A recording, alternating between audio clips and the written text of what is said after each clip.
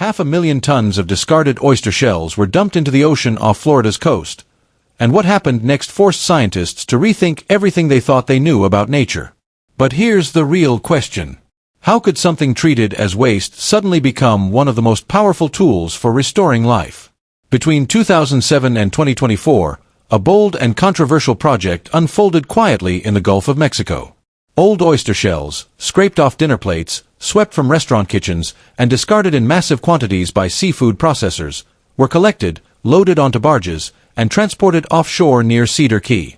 There was no elegant engineering, no high-tech machinery guiding the process, no precise placement strategies, just waste, dumped into the sea. And that's exactly why people were outraged. Environmental activists warned it could turn into a disaster.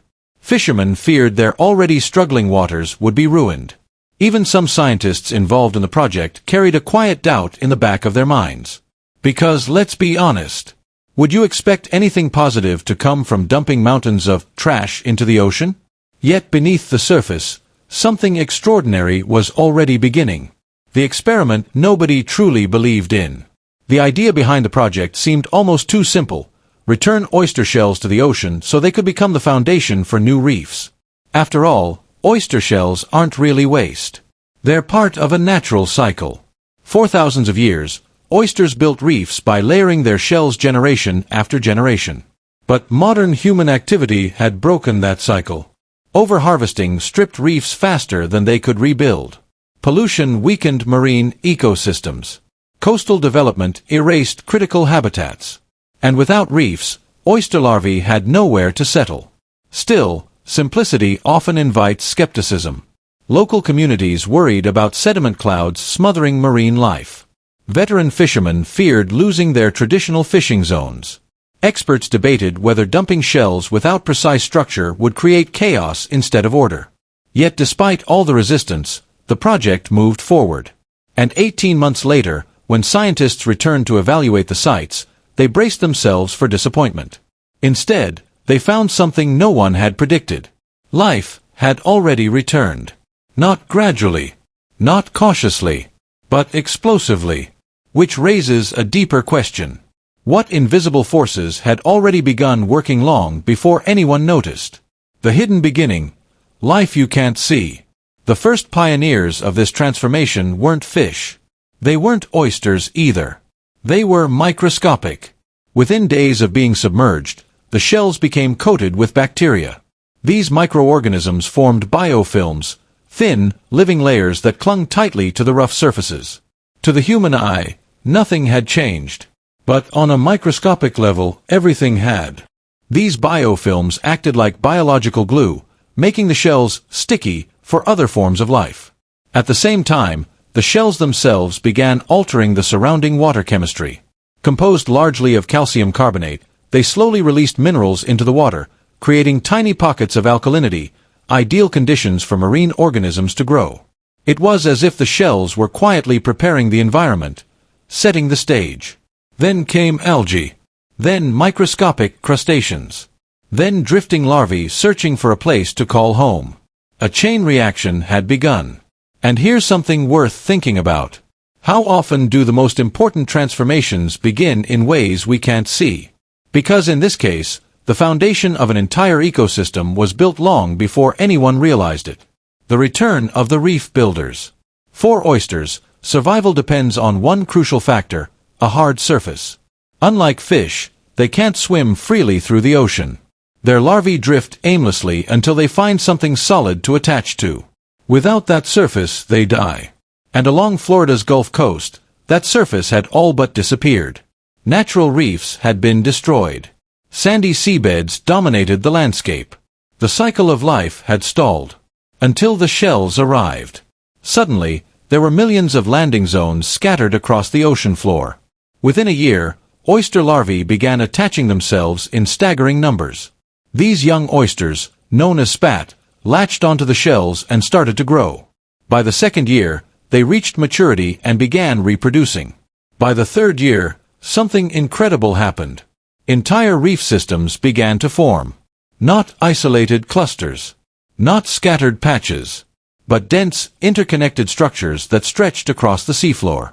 In some areas, scientists recorded hundreds of oysters packed into a single cubic meter, while nearby sandy regions remained almost completely barren. The contrast was undeniable. Life had found a foothold, and it was expanding. Generation after generation, oysters built upon the shells of those that came before them. Nature wasn't just recovering. It was rebuilding itself. When skepticism turned into belief.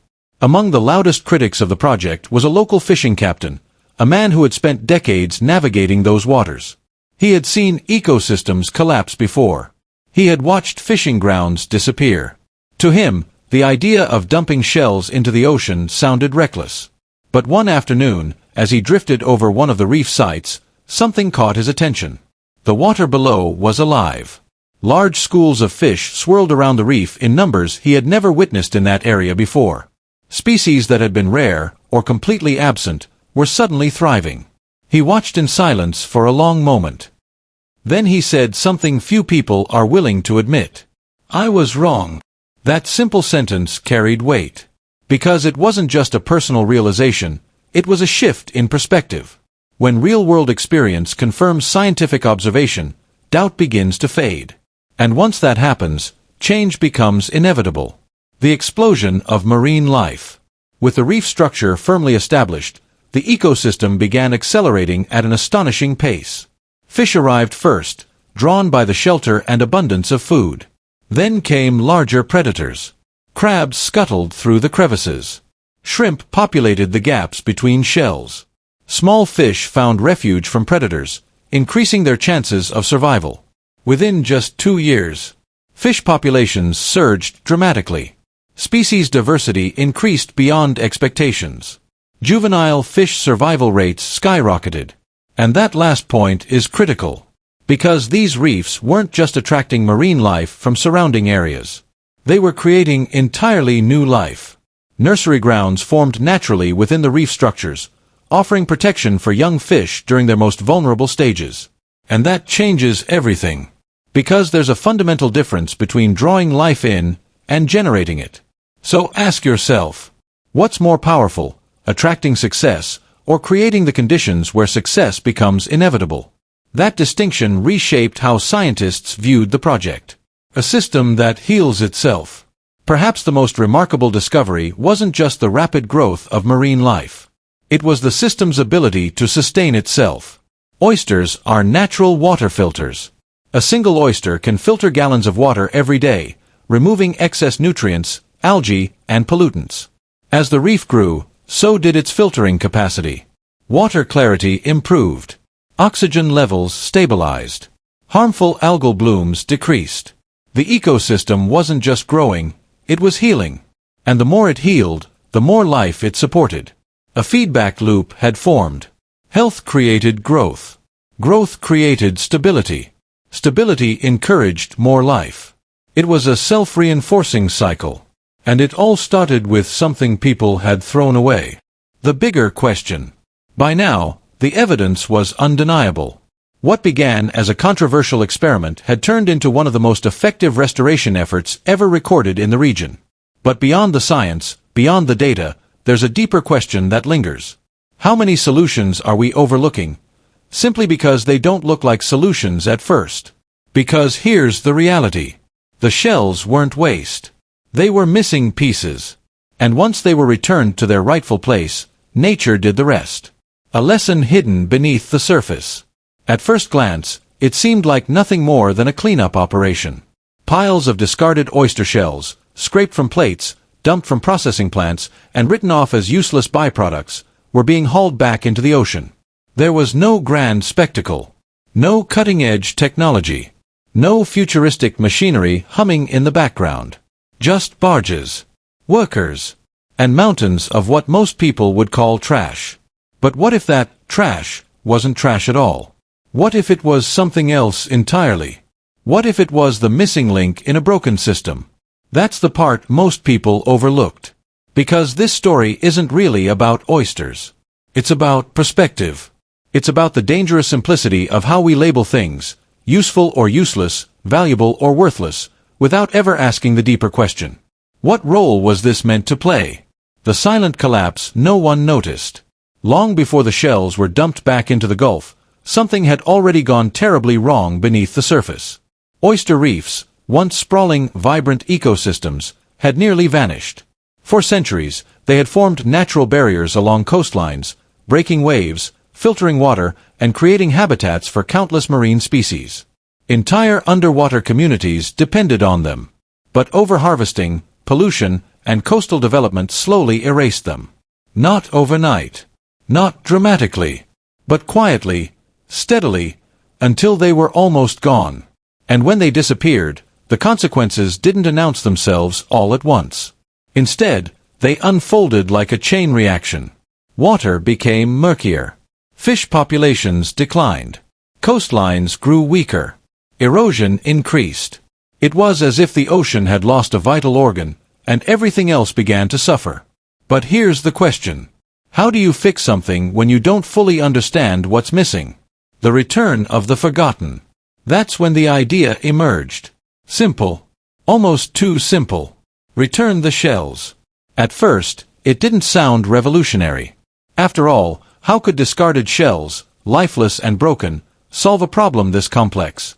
But beneath that simplicity was a powerful truth. Oysters need something to attach to.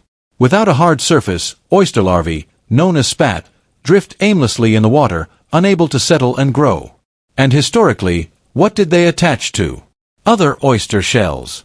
So when humans removed billions of oysters over time, they didn't just remove the animals. They removed the foundation, the very structure that allowed new life to begin. And suddenly, the idea made sense. The shells weren't waste. They were the missing foundation of an entire ecosystem. A risk that didn't look like one. When the first shells were returned to the water, there was no guarantee it would work. No certainty. No proven model on this scale. Just a theory. A quiet hope that nature would respond. And for a while, nothing happened. The shells settled into the seabed. They shifted with the currents. They disappeared into the murky depths. And it raised an uncomfortable question. What if nothing changes? But then, slowly, something did. The first signs of life. It started in ways that were almost invisible. Tiny oyster larvae, drifting in the currents, began attaching themselves to the shells. Microscopic at first. Fragile. Easy to miss. But they held on. And they grew. One became many. Many became clusters.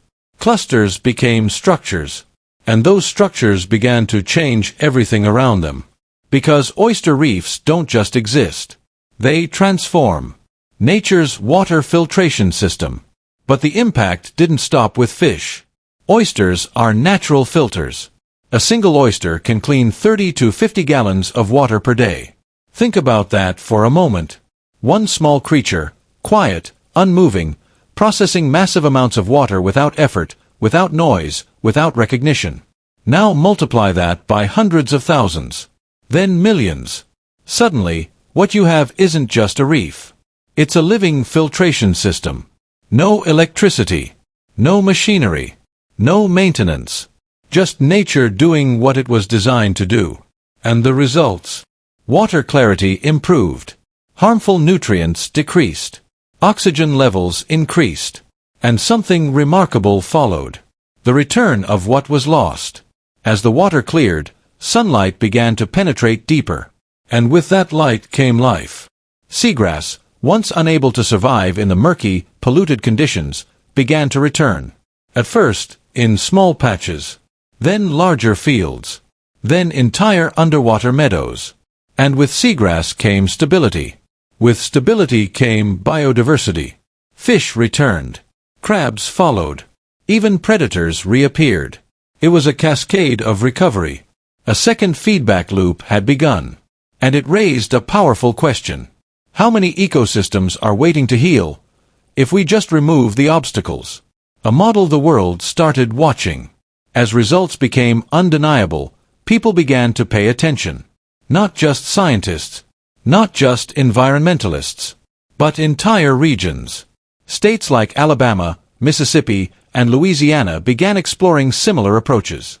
Urban areas, places where ecosystems had long been written off as lost, started adopting the same concept. And researchers gave it a name: circular environmental design. The idea that what we consider waste can become the foundation for regeneration. It sounds almost poetic, but it's also deeply practical, because it challenges a core assumption: that solutions must be complex, that progress requires invention, that fixing problems means building something new. But what if the solution is already here?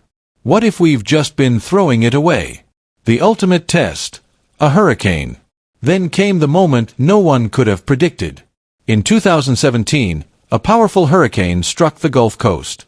Winds roared past 150 miles per hour. Storm surges slammed into the shoreline with relentless force. It was the kind of event that reveals weaknesses, that exposes flaws, that tests whether something truly works or simply looks good on paper. And this time, the oyster reefs were in the path. Would they survive? Would they make any difference? Or would they be swept away like everything else? The results no one expected. After the storm passed, researchers moved in. They compared damage across different areas: protected shorelines, unprotected shorelines, natural defenses versus nothing at all. And what they found was shocking. Shorelines shielded by oyster reefs experienced 30 to 40% less erosion. Think about that. Not a small improvement. Not a marginal difference. A massive reduction in damage. The reefs had absorbed wave energy. They had reduced the force before it reached land. They had acted as living barriers, flexible, adaptive, and resilient. And then came another realization. The cost of the entire project: around $5 million. The estimated damage it prevented during that single storm? Nearly $3 million. In other words, it almost paid for itself in one event. But here's the deeper question. What is the value of something that keeps growing after you build it? A living, expanding system. Unlike concrete walls or artificial barriers, oyster reefs don't degrade over time. They evolve. They expand. They strengthen. By the early 2020s, something extraordinary had happened. The reefs had grown beyond their original boundaries. Without additional human intervention, they doubled in size. Each generation of oysters built upon the last. Layer upon layer. Structure upon structure. Creating a complex, living architecture beneath the water. And within that architecture, life. Crabs weaving through crevices. Fish darting between openings. Octopuses finding shelter. An entire ecosystem, reborn from what was once discarded. And researchers discovered something even more fascinating. These reefs may help store carbon, meaning they don't just restore ecosystems. They may also play a role in stabilizing the climate, a system that sustains itself. But perhaps the most important outcome wasn't what the reefs did. It was what they no longer needed. They no longer needed us. The system had become self-sustaining. Each oyster contributes to the next generation. Each generation expands the reef. Each expansion supports more life, filters more water, and protects more coastline. The intervention ended. But the ecosystem continued. And it may continue for decades. Even centuries. So here's the question. How often do we create solutions that outlive our involvement? The bigger question. And now, we arrive at something deeper. Something bigger than oyster reefs. Bigger than coastal restoration. Bigger than environmental science. If something as simple as discarded shells can rebuild ecosystems, protect coastlines, and sustain life, what else have we underestimated? What other waste might actually be the key to restoration? What resources are we overlooking, right now, because they don't fit our definition of value? And perhaps most importantly, are we paying enough attention? Because nature is constantly trying to heal, constantly adapting, constantly searching for balance. But it can only do so much when the pieces it needs are missing. The final thought. This story changes something fundamental. It challenges the way we see the world. Because what we discard might still hold purpose. What we ignore might be essential. What we underestimate might be powerful. And sometimes, the most impactful solutions aren't the ones we build. They're the ones we restore. The ones we rediscover. The ones we simply allow to happen. So the next time something seems insignificant, a broken piece, a discarded object, a forgotten resource, ask yourself, is this really the end of its story, or the beginning of something much bigger? Because off the coast of Florida, 500,000 tons of waste didn't destroy an ecosystem. It revived one. And that changes everything.